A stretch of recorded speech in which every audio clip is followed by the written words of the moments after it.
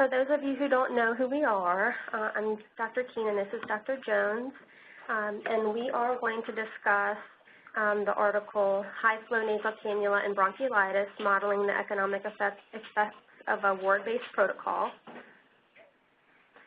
You have your objectives, so one, practice formulating a specific clinical question and understand the study design most likely to yield valid information about cost-effect outcomes using Pico Ct Format.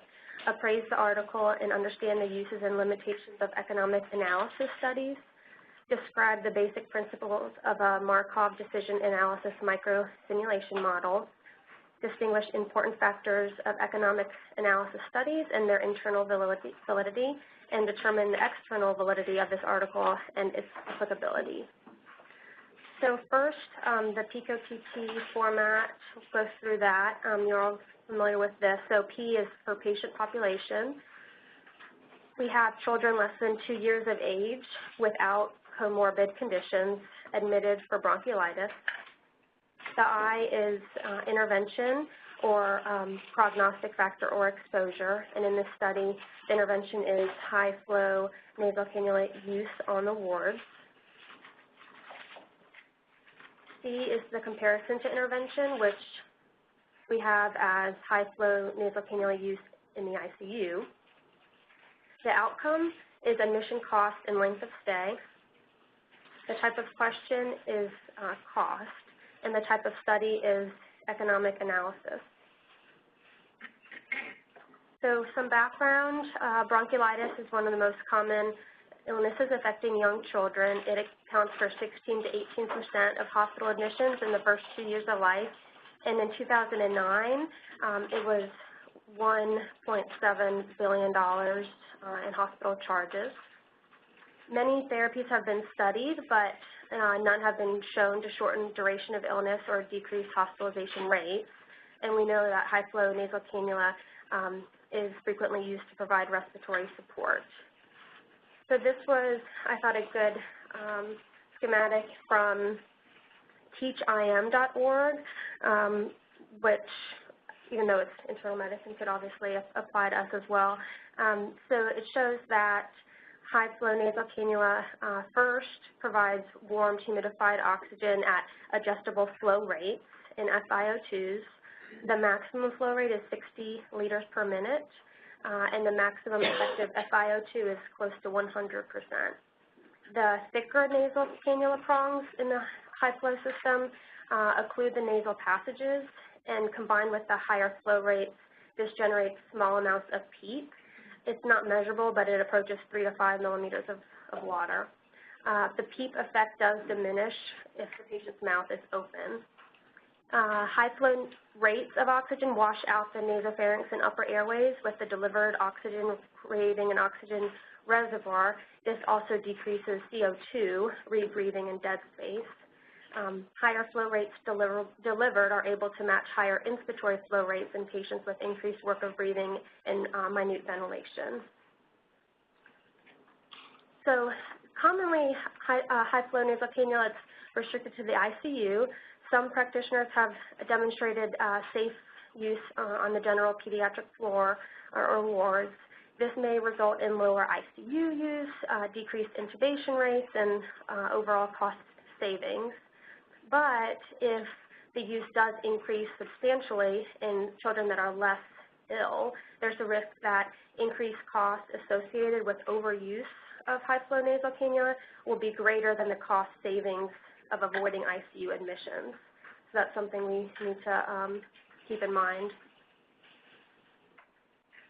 Trying to evaluate the effect of high-flow nasal cannula as it relates to improvement in clinical outcomes is very challenging, and it's not the focus of this article, unfortunately. Available studies use historical controls, and they do have a lot of difficulty accounting for factors like seasonal variability, changes in hospital culture, practice variations that influence health and utilization outcomes. And by using a decision analytic model, the cost and length of stay can be simulated to assess the cost consequences of using high-flow nasal cannula in the wards.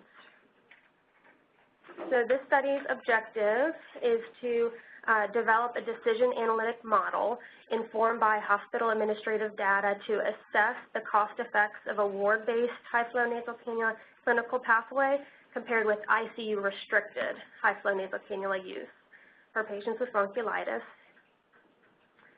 Methods, I'll just go into briefly, and then Dr. Jones is going to do the bulk of the methods. But I did want to provide you all with the supplemental material because that was very useful in trying to understand the baseline. So Seattle Children's Hospital developed a clinical pathway to standardize the use of high-flow nasal cannula in the pediatric ward for those admitted with bronchiolitis. It was intended to guide providers on how to use high-flow nasal cannula safely, and it outlined which patients were optimal candidates, those without pre-existing medical conditions, and provided algorithm of age-based flow rates. So in the article itself, there's a lot of mention to supplemental tables and supplemental figures, so I included them. Of course, I know this is very small, so I'm going to go through a little bit of these so we have an idea of the clinical sort of foundation. So first was the inclusion criteria: age less than 2, peak age 3 to 6 months, viral symptoms associated with increased work of breathing, and lower respiratory tract symptoms that may include persistent cough, difficulty feeding, wheezing, fever. Prematurity and or age less than 12 weeks. There was just a note to expect a more severe course of illness. If kids had cardiac disease that required a baseline medication, they were excluded. Children with anatomic airway defects, neurologic disease, immunodeficiency, and chronic lung disease were all excluded. So that was detailed on this initial pathway here. The respiratory scores, the table below the red stop sign that I just went through, is very similar to the scoring system that we have here, with different numbers accounting for respiratory rates, retractions, dyspnea, and auscultation depending on the patient's age. Yeah. So if you get back to this, does that mean everybody with bronchiolitis got to put on high flow? I mean, because that first definition essentially says that bronchiolitis, like you have increased work of breathing. I mean, if you weren't excluded. Right. No, not everyone got put on high flow. So this was the inclusion criteria for the whole study as a whole, but not everyone got put on high flow. So I'll go into that a little bit. Here, this figure outlines the initial phase from the ED. And so basically what this is saying is there's an initial assessment that includes respiratory score, then a need to assess for IV fluids, evaluate for one-time trial of albuterol. Then the practitioner determines if there's a response to albuterol, whether or not bronchiolitis or reactive airway disease is the primary pathology, and you should consider switching to asthma pathway, otherwise continue on bronchiolitis pathway with PR and albuterol. If they do not meet criteria for the albuterol or no response to albuterol and respiratory scores are persistently 8 to 12, then you evaluate for a high-flow nasal cannula trial. If no, you evaluate for admission. So again, this is from this initial phase 1 in the ED, and this is they called it, it's quite complicated, but this is their clinical pathway to standardize the use of high-flow nasal cannula. So it gets very detailed, and I just want to sort of go through a couple of the points. So here they talk about medical unit admission criteria. If it's very detailed, if any of the following, so respiratory score is 9 to 12, you can consider if they have lower scores, if there's any hypoxemia or apnea, if they have a dehydration and or inability to eat that requires IV fluids, and if a high-flow nasal cannula trial was initiated with clinical improvement, then they would qualify for admission to the general floor. ICU admission would be any of the following, so apnea with associated bradycardia and cyanosis, if they're toxic appearing, if they're in respiratory failure, if they failed the high-flow nasal cannula trial, as evidenced by deterioration or lack of improvement, and then consider if history of severe chronic lung or cardiac disease. So again, this goes into more depth for the inpatient phase, and just because we could spend like half the time just going through this entire clinical pathway that they initiated, since it wasn't detailed at all in the article, I just wanted to take a couple things out that would be valuable. So again, for the inpatient, high-flow nasal cannula, if you initiate high-flow nasal cannula, they qualify, 50% FiO2, and then it outlines the liters per minute for the different age groups. It requires, and this is not the ICU setting, this is floor, scoring respiratory rate, SpO2, and heart rate every 30 minutes, scoring, suctioning, scoring every hour for 4 hours, then a huddle for 90 minutes, a huddle 90 minutes after the initiation, and the huddle would include the RN, RT, the senior on the team, the intern on the team, the hospitalist, and then in that huddle you would determine whether the patient was failing, either they were unchanged or worsening, and then you would arrange for ICU transfer, or they were clinically improving.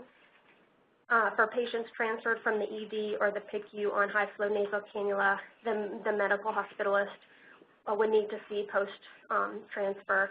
There needs to be daily CBGs, an NG or OG placed if you anticipate there'll be NPO for greater than 2 days. Wean flow rates as tolerated, and then may orally feed only if the patient has weaned at least 2 liters per minute from the maximum flow rate. So again, very, very detailed criteria and quite intensive, time-consuming pieces here with the suctioning scores every hour for 4 hours on the floor, and for the respiratory scoring and respiratory rate and SpO2 every 30 minutes for those first few hours. I'm going to switch over. All right. So data was obtained on all patients that were less than 2 years of age admitted with a diagnosis of bronchiolitis or a viral pneumonia. They kind of included both together, without major comorbidities from October 2010 to August of 2015.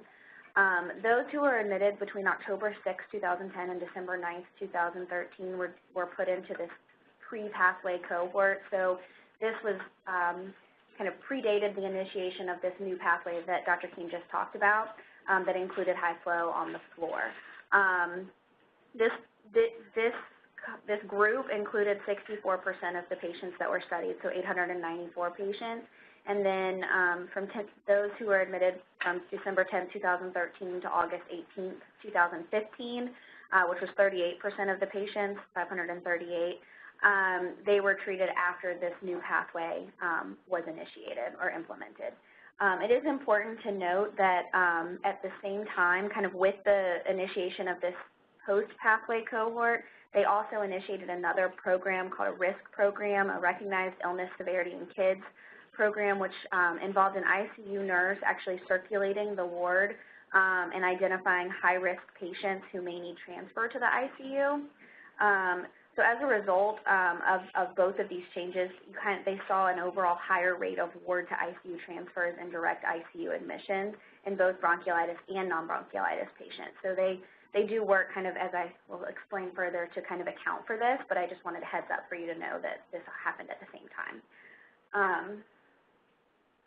So within each group, they assigned patients to different kind of states for each day of hospitalization on the basis, like based on their location in the hospital, and then the highest level of respiratory support that they needed. So the high flow ward group had they were 7 total states, so ward with no respiratory support, ward with high flow, ICU with no respiratory support, ICU with high flow, ICU with non-invasive positive pressure ventilation, which is CPAP or BiPAP, and then ICU with invasive ventilation and discharge. It is important to note here that what they mean by no respiratory support is actually room air, which is truly no respiratory support, but also nasal cannula. So that's, we'll talk about that a little bit more. So the ICU branch, same groups except for you don't have the ward with iFlow, right? Because that's what we're testing with the ward group. So this is a simplified schematic. I'm sorry it's cut off at the top. It just says admission for bronchiolitis, and then on the bottom it's ICU high flow is the bubble that you can't see on the bottom part. This is just showing basically the different states and where these patients can be at any point in time for both pathways. The only difference between the two is ward high flow versus not having that in the pathway B.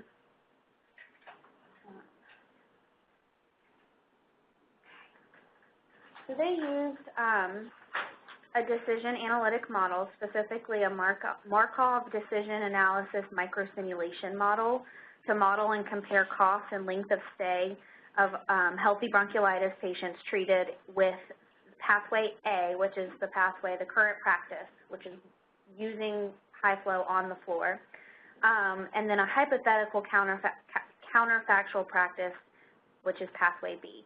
You know, that's confusing, and I'm going to get into that in just a second. They basically used all of, so with this Markov modeling, it's a form of decision analysis that simulates patients' transitions between distinct health states over time, and it's this kind of mathematical framework for modeling and decision-making in situations where outcomes are partly random and then partly under the control or influence of a decision maker. They did model these cases over a 24-day period because that was the longest length of stay for any patient in both groups. And they used all of the available evidence that they had to estimate the probability of all possible outcomes, which are these varying acuity states that we just saw. And they also, that included costs that were generated. And then finally, to account for some of the uncertainties, but based on these assumptions that were made, they varied they used a one-way sensitivity analysis to vary the probability of being admitted to the ICU on high flow, and you'll see all of this here shortly.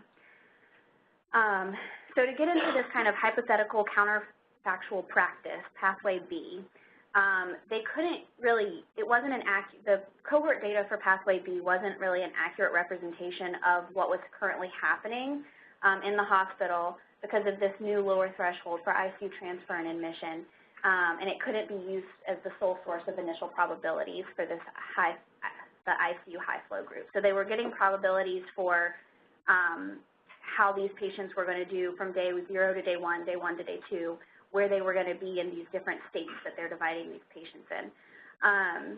So in the ICU high flow nasal cannula group, they changed the kind of admission criteria for ICU admission and looked at any patient with a modified Pew score of greater than or equal to 2 who also had a blood gas test performed and assigned them to an initial location state in the ICU. They then took this criteria, applied it to the pathway A data cohort, and this criteria correctly identified 81% of patients who were admitted to the ICU and 88% of patients who were admitted to the general floor on high flow. They applied this criteria then to pathway B data, and they found an initial probability of an ICU admission was 12.2%. They subtracted that data they subtracted anybody that was in the ICU without high flow, and then came to an initial probability of admission to the ICU requiring high flow of 10.2%. When they looked at everybody as a whole together, the overall initial probability of admission to either floor, sorry, that's supposed to say floor or ICU, was 19%. So basically, to account for this practice change, it was assumed that high flow use in the ICU high flow branch would be higher than what was seen in the historical data. So in the data that they collected on pathway B before this change, they felt was lower than what would have actually been seen had they done it presently. So they took these acuity states, they looked at transitions in cohort A, and they looked at them every 24 hours and determined probabilities for each transition for each state. They then took those probabilities and averaged them. So they looked at the patients that were in pathway A, that were in the ICU, that had been transferred to the ICU, those on the floor, looked at all these probabilities. They averaged them together, then reproportioned them to then have probabilities for ICU patients, assumed probabilities for the patients in the ICU group. Very complicated.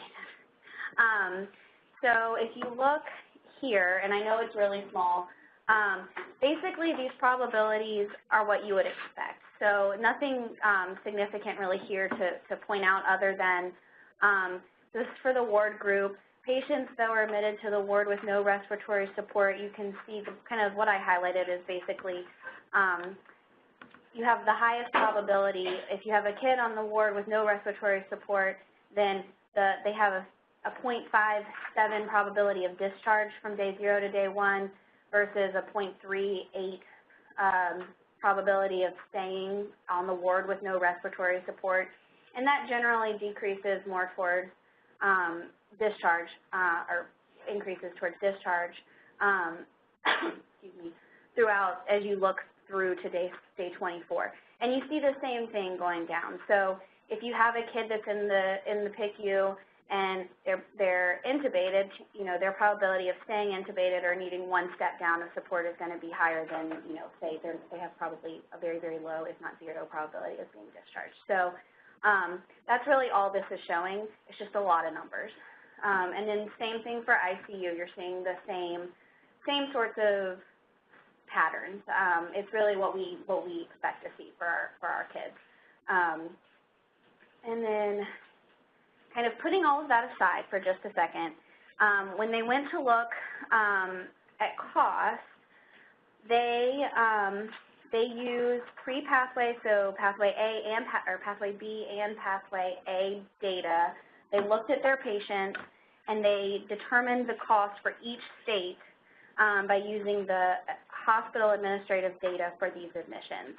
And the costs were obtained from an internal cost accounting system called Allscripts, and then they looked at industry standard cost to charge ratios to determine cost allocations with local variation and other costs. Additionally, all of these costs were converted to 2014 US dollars using the U.S. Consumer Price Index for medical care services to account for any inflation that would have occurred over the course of the 2010 to 2015 of the study. So they looked at cost in two different ways. So they looked at a mean total daily cost per patient, which is ultimately what they did their analysis on. But they also looked at average cost per category per day per patient. So in the categories, they looked at costs for lab, pharmacy, radiology, RT, room and board, and compared those average costs between ward and ICU. As you would expect, ICU is higher than ward.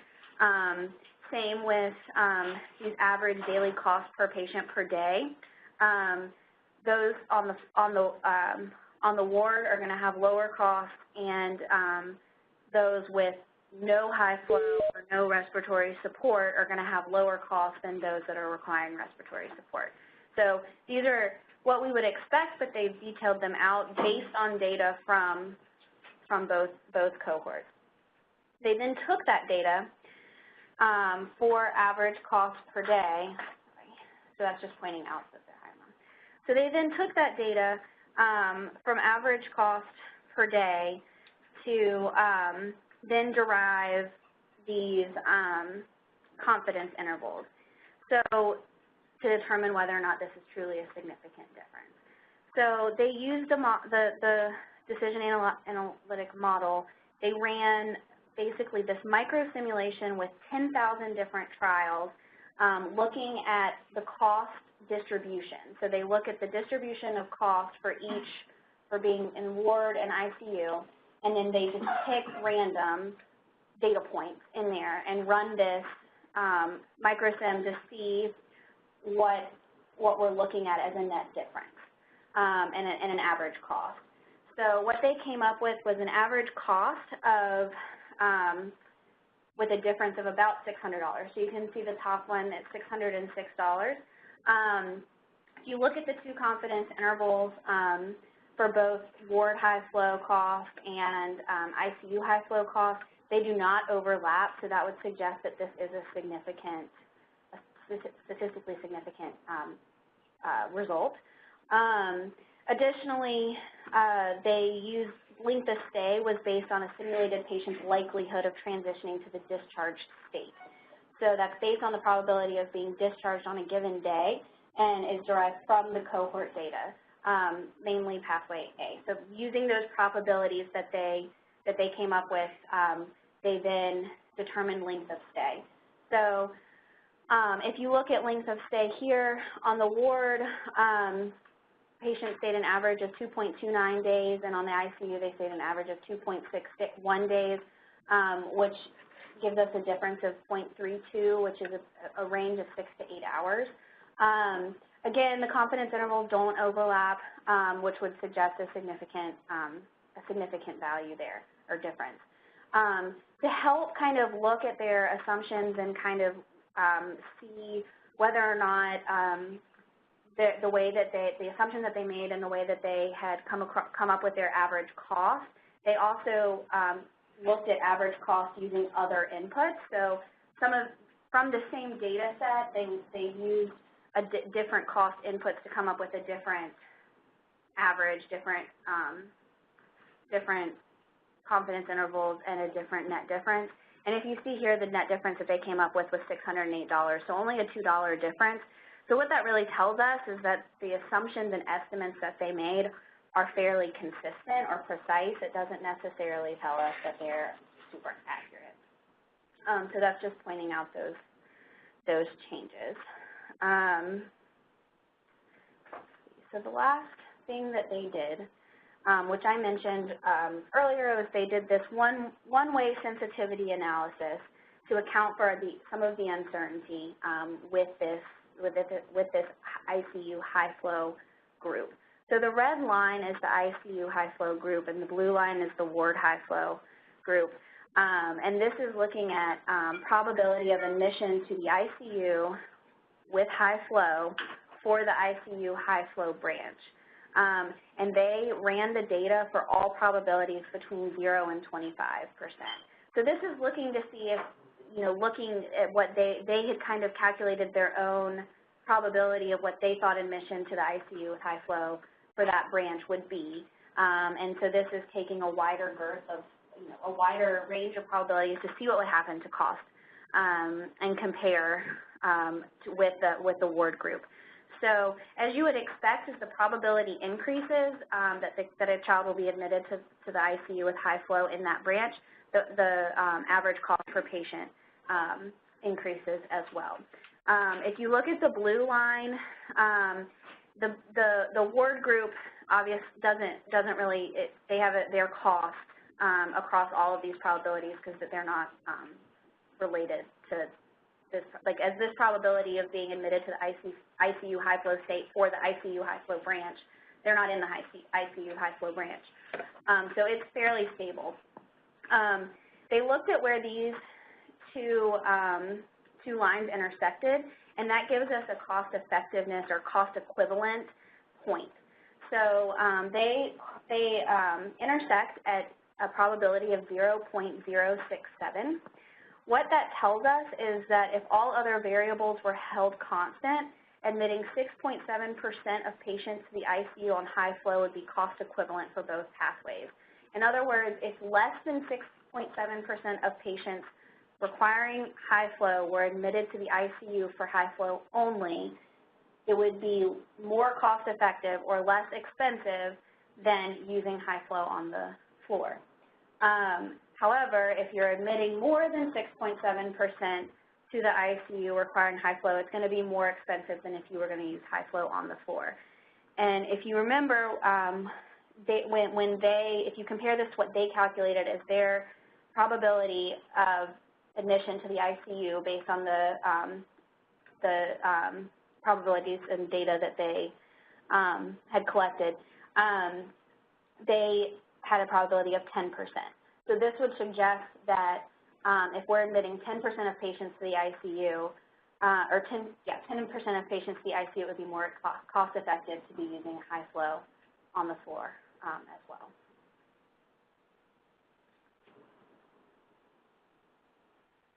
Okay, so for the critical appraisal, again, this is an economic analysis study, and so the first part is the internal validity. Are the results valid? So the first part of that is, did the recommendations consider all relevant patient groups, management options, and possible outcomes? Specifically, did the investigators adopt a sufficiently broad viewpoint? Yes, there was a broad range of participants. All patients admitted less than 2 years of age with diagnosis of bronchiolitis were included. Are the results reported separately for relevant patient subgroups? Not really. There weren't patient subgroups such as, divided by age or ethnicity or other factors like that. So no for that one. Is there a systemic review and summary of evidence linking options to outcomes for each relevant question? Specifically, were costs measured accurately? No, they were not accurate costs because they were extrapolated costs using the simulation model. And the study solely evaluated direct patient costs. They did not account for costs related to development, maintenance, revision, analysis of the pathway. And it was felt that costs excluded from analysis, some costs were excluded from analysis because they were shared overhead costs from multiple pathways that were being developed at the same time, such as the risk. And did investigators consider the timing of costs and outcomes? Yes, they converted all costs to 2014 US dollars. The results, what were the incremental costs and effects of each strategy? So basically, as Dr. Jones went through, the average cost difference, $606, $608 per patient day, and then the average length of stay difference between the two groups, ward and ICU high flow nasal cannula groups, is about 6 to 8 hours. Do incremental costs and effects differ between subgroups? Yes, as was explained with the fact that the confidence intervals do not overlap. And how much does allowance for uncertainty change the results? So this was the one-way sensitivity analysis, that if all other variables were held constant, admitting 6.7% of patients admitted to the ICU on high-flow nasal cannula would be cost equivalent for the two pathways. So most importantly, how can I apply the results to patient care or external validity? Are the treatment benefits worth the harms and the costs? So we don't know for sure. We do know that we need to be careful about extrapolating data to mean that high-flow nasal cannula improves outcomes in patients with bronchiolitis, or that widespread use in mildly distressed patients is economically beneficial.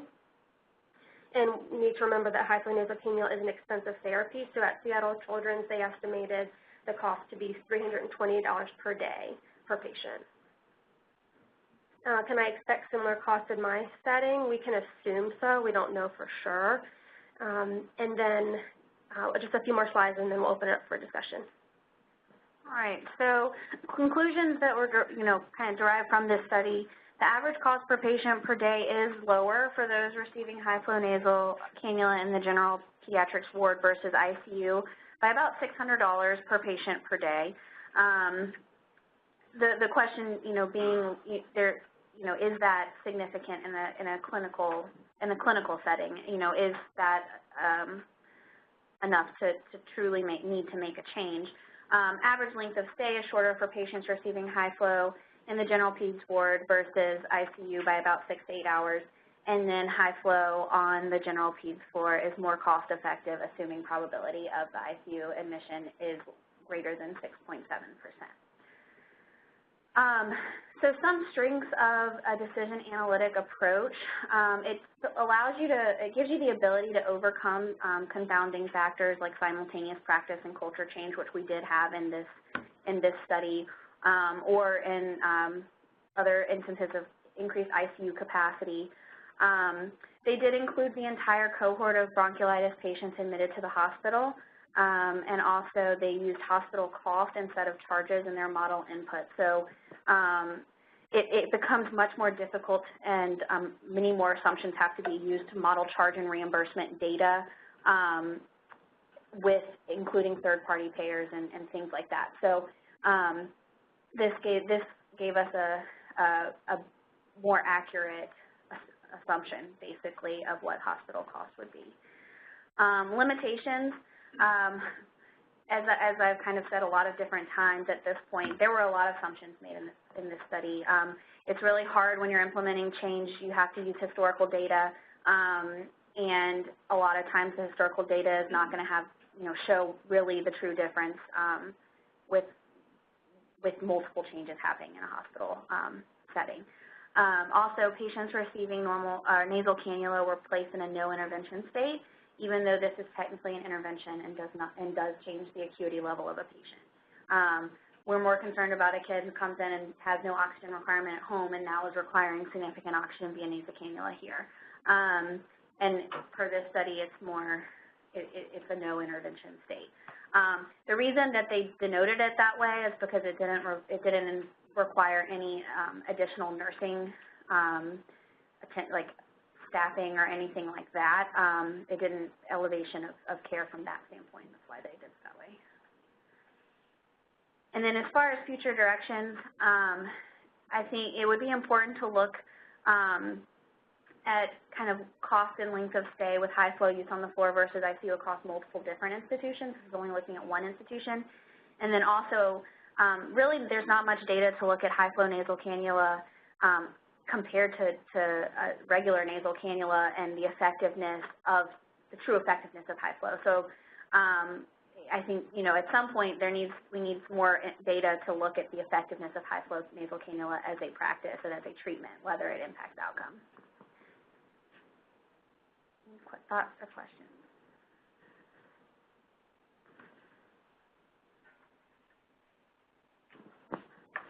Want to open it up to code?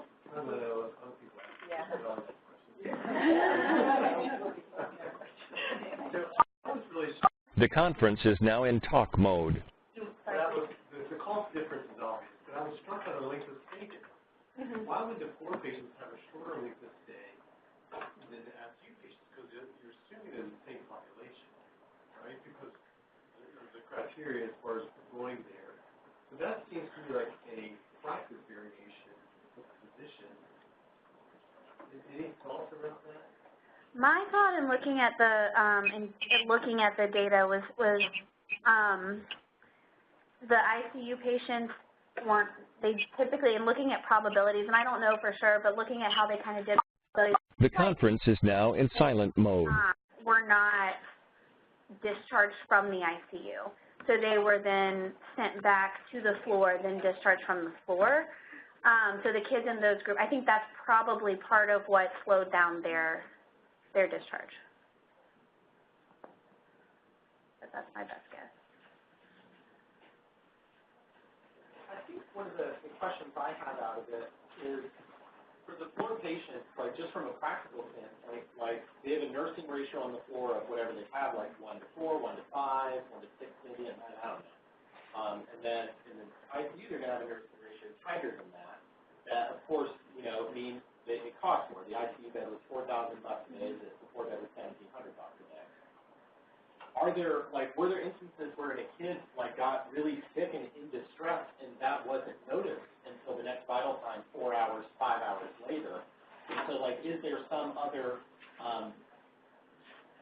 less measurable, but certainly in a practical sense of how the workflow happens at night, impact of doing high flow on the floor? For kids, those need high flow, but this one's getting seen Q2, this one's getting seen Q4, and sometimes by a nurse assistant coming in to do the vitals. That's just a different life to those two children, although it's cheaper. Yeah. They did not get into that at all. They didn't get into any specific outcomes of any specific patient. But in what Dr. Keane has pointed out in the pathway, it looks like the nursing in the supplemental information, there was it seems like at least at the beginning of being put on high flow, they had more nursing attention at the beginning. Now, how you implement that on a floor setting where the ratios are different, I don't have an answer for that. Yeah. I would just be worried that if, you know, two kids need high flow, one's getting seen this frequently and the other's getting seen this infrequently, that they may fall off and get sicker and not be caught. No, I agree, and I don't know if that was a problem, or I don't know how they accounted for that. Based on what Matt was saying, you could definitely make that argument about nursing ratios and nursing care, but you could probably ameliorate those differences in a practical sense by kind of standardizing the respiratory care. So as long as somebody's seeing this kid, in 2 hours, 1 hour, wherever you choose, Yeah, and then I mean, if you could put them on a monitor too, it would alert you if they did. I mean, I don't know. If I interpreted the article correctly, I think what they were saying is that the ward patients were also second rounded on by a risk nurse, and that they decided that the cost of the risk nurse was negligible, so that we didn't have to be taken into account. To recapitulate my understanding of this article, they took hospital admission data for like 100,000 patients. No, it was like 1,000. It was 1,000 patients. Like 1,000 patients were admitted with bronchiolitis, and then they looked at the hospital course that these patients had, but then they extrapolated that data and then tried to use like a cost-effectiveness modeling to figure out whether some of those patients could have been on the ward with high-flow nasal cannula. So I feel like there was not very much attention given in the article to like failure of the model to accurately simulate what would have actually happened to the patient and how this really would have impacted the hospital stay, which is why I assume this is a hospital medicine article and not like a JAMA or a pediatric article. So I was a little surprised that they didn't spend more time critiquing the software or just kind of for a general audience describing like what are the limitations of using this software.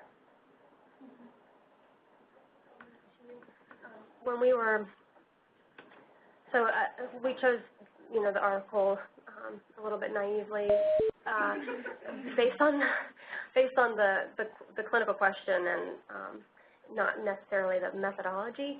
When we were talking through the methods, we were very confused as to why they use the simulation model, and then in kind of discussion, we're thinking that in order to, so truly with like a randomized control trial, you would differentiate which patients would, like in real time, which patients would get high flow on the floor, which patients would get high flow in the ICU, and that's more difficult to do than this, from like an ethical standpoint possibly, than this sort of simulation model. But it was it was not intuitive at all why they chose like this method. I think for a lay audience that the journal, the authors of the article did not do a good job of explaining their background or their method, and then the reviewers who reviewed this article didn't also then make the authors explain themselves more. So either it was reviewed by people who are totally familiar with this Markov model, it's like, sure, that's probably going to work, or the reviewers are not paying attention. Yeah, agreed. Just to build on what everybody said about I found it interesting that they put the risk nurse in place because they were having issues with high flow on the floor and people were getting sicker because of this whole issue, or was it something else? I mean, I just thought that was pretty, and also they built more ICU space, and now we can put more patients in. I don't know, but I found that really interesting because, frankly, that's one of the big concerns, right? That people are put on this modality when they're escalating upward in their severity, and they may not be recognized as much. And so I found that interesting, and it kind of goes still to what you said. Well, they did say that the risk nurse was implemented at the same time, so I mean, I don't know if it was like the exact same day. I mean, I don't know, but I'm sure there are reasons. They didn't go into it. They also didn't say you know, how often the risk nurse circulated the floor. Like, we don't have a lot of data about it. So you wonder whether that was in response to a problem that was already there, or they were trying to preempt a problem. Yeah. It's not clear. It's not clear, and it's also not clear, you know, was this nurse just like making rounds, like that's all she was doing, just like running laps around the floor, or was she, you know, every couple hours? You know, we don't know how often she was going to see these kids, and if she was seeing everybody versus only those, you know, certain ones that they were already concerned about. We don't have those details. I think if they pay a risk nurse salary benefits and vacation to leave the floor, like. Yeah. They said it was negligible. Yeah. That's yeah. What I would want to know if I were a hospital administrator is kind of, and I don't think there's an answer to this question, but like, how much does this new way of dealing with high-flow nasal cannula increase the risk of like a fatal medical error leading to a large, you know, lawsuit? Because that would totally throw off your modeling as far as you have a $10 million lawsuit. That is correct.